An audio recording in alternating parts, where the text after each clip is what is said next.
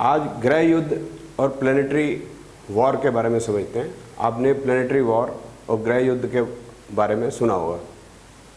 ये आपके सामने दो जन्म कुंडलियाँ हैं, दोनों कर्क लगन की हैं। पहली जन्म कुंडली में आप देख रहे हैं शनि और शुक्र, ये दोनों 5 डिग्री के आसपास हैं। शनि 5 डिग्री पे और शुक्र जो है 5 डिग्री 2 मिनट में। तो जब दो ग्रह एक ही डिग्री में आ जाते हैं तो ये माना जाता है कि वह प्लेनेटरी वॉर में है या ग्रह युद्ध में है। इस तरह से दूसरी जन्म कुंडली देखिए, गुरु 24 डिग्री और मंगल 24 डिग्री 5 मिनट, तो यह भी एक ही डिग्री के अंदर है, तो यह भी ग्रह युद्ध में है। पहले ये देखते हैं कि ये खगोलीय घटना क्या है, फिर उसके बाद देखेंगे कि ये ज्योतिष में उसको हम किस प्रकार से लेंगे कि इसका कोई फलित भी बनेगा या नहीं। हम जब एस्ट्रोनॉमिकल या खगोलीय बात करते हैं तो आप देखिए शनि और शुक्र जो है दोनों 5 डिग्री में पहले वाले जो जन्म कुंडली है उसके अंदर मेष में या एरीज में है। अब आप जानते हैं कि शुक्र सूर्य और पृथ्वी के बीच में है और जो शनि है वो पृथ्वी से बाहर है। अब इसका मतलब शनि और शुक्र में बहुत अंतर हो गया, लेकिन डिग्री उनकी जो है जब हम टेलीस्कोप से पृथ्वी से देखते हैं तो एक है। तो ऐसा लोग मानने लगे कि इनमें आपस में कोई युद्ध हो गया, लेकिन इनमें डिस्टेंस बहुत ज़्यादा है। हालांकि देखने के अंदर वो एक ही डिग्री के ऊपर लग रहे हैं और तकरीबन बहुत पास है। अब देखना यह है कि वह इकट्ठे हो गए तो इनमें आपस में कोई कॉन्फ्लिक्ट या कोई उनकी जो किरणें हैं उनमें आपस में कोई टकराव है या नहीं। अब दूरी बहुत ज़्यादा तो टकराव होने का तो सवाल ही पैदा नहीं होता, तो यह खगोलीय बात होगी। यही बात गुरु और मंगल की होगी कि मंगल और गुरु ये भी बहुत दूर दूर हैं आपस में, तो किरणों का आपस में कोई टकराव नहीं हो सकता। तो ये तो खगोलीय बात होगी। अब दूसरी खगोलीय बात इसमें यह है कि शनि जो है वो शुक्र से धीरे चलता है। तो शुक्र आप जानते हैं कि एक राशि में 1 महीना रहेगा, तो शनि अगर मेष में है तो शनि तो 2.5 साल रहेगा। शुक्र पहले जैसे मीन में आएगा, फिर मेष में आएगा, फिर इस तरह से निकल जाएगा, महीने के अंदर तकरीबन मेष में से निकल जाएगा, तो शनि के आगे निकल जाएगा।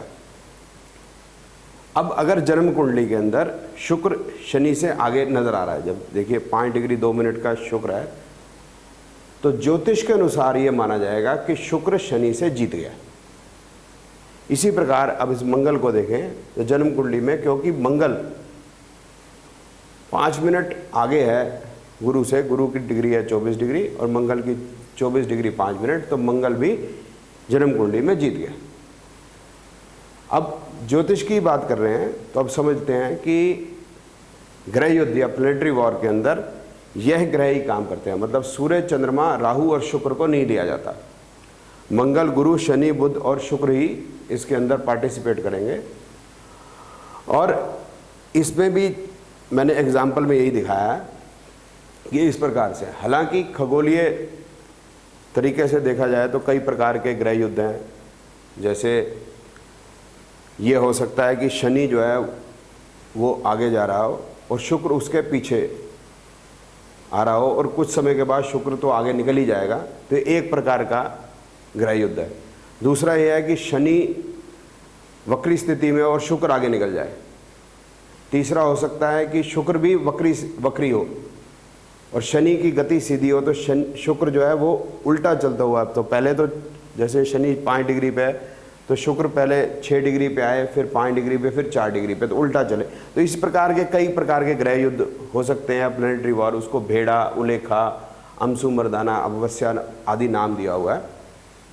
पर ये अब समझते हैं कि ज्योतिष में इसका कोई कार्य है या नहीं।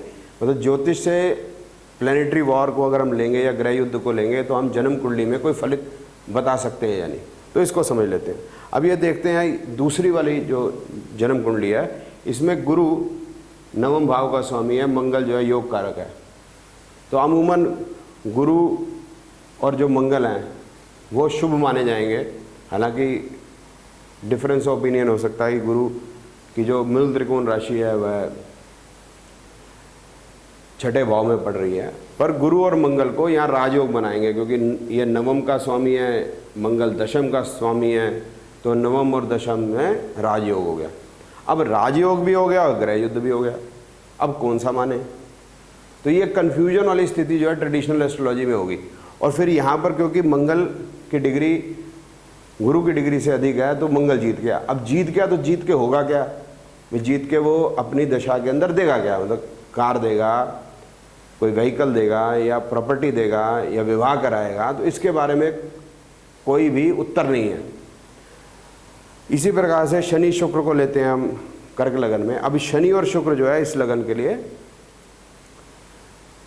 विरोधी हो गए या दुश्मन हो गए, क्योंकि शनि जो है वो 7वें और 8वें का मालिक हो गया और शुक्र जो है 11वें और चौथे का मालिक हो गया। अब इनकी केंद्र में स्थिति जो है वो अच्छी नहीं मानी जाती। अब एक जीत गया या दूसरा हार गया, उससे क्या लेना देना?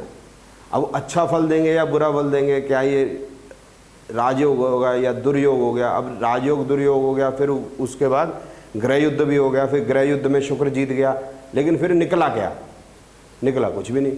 अब ये शुक्र अपनी दशा के अंदर विवाह देगा, प्रॉपर्टी देगा, व्हीकल देगा, तो इसके बारे में कोई भी उत्तर नहीं मिलता। तो इसलिए जब हम ग्रह युद्ध की बात करते हैं तो फलित में जब चले जाते हैं तो उसमें निकलता नहीं कुछ। जब निकलता ही कुछ नहीं तो फिर इस ग्रह युद्ध के बारे में क्यों इतनी बार और इतने पुस्तकों में लिखा गया है, ये समझ में नहीं पड़ती। तो इसको जब फलित करें तो ग्रह युद्ध को छोड़ दें, इसमें कभी भी कुछ नहीं निकलेगा। ये जैसे है, पंजाबी में कहते हैं इसको पानी में मधानी, मतलब पानी के अंदर अगर मधानी मारेंगे तो उसमें से निकलेगा नहीं, लस्सी में मारेंगे तो मक्खन निकलेगा, लेकिन पानी में से कुछ नहीं निकलता। तो इसको छोड़ दें, मेरा तो यही सलाह है। धन्यवाद।